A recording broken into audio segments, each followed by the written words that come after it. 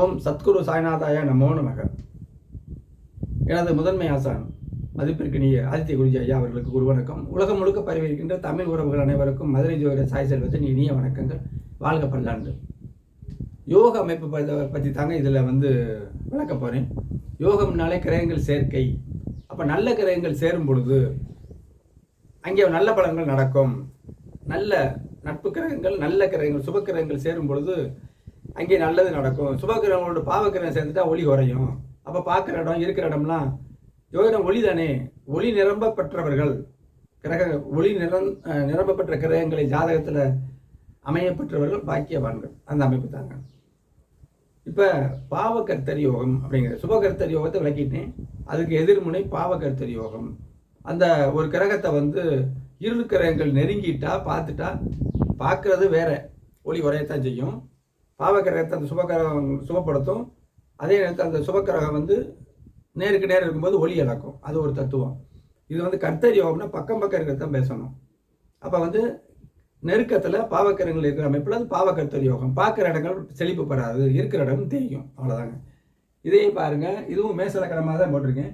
அங்கேயே குரு இருக்காருங்க.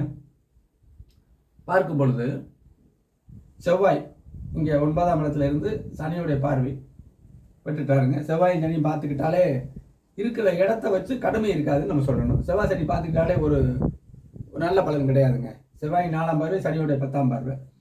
அப்போ லக்னாதிபதி இங்கே பலவீனமாக இருந்து குரு பகவானுக்கு பக்கத்தில் சனிங்கிற இருட்டும் கிட்டத்தில் பாக ரீதியாக சாரமே கிடையாது, பாக ரீதியாக பக்கத்தில் ராகுங்கிற கடுமையான இருட்டும் பக்கத்தில் வரும்போது குரு வலிமை தான் இழப்பார். அப்புறம் அவர் இங்கே 5ஆம் இடத்துல புதன் இருக்கார். வலிமை குரு பகவானுடைய பார்வையும் இங்கே சிறப்பாக இருக்காது. 7ஆம் இடத்துடைய பார்வையும் சிறப்பாக இருக்காது.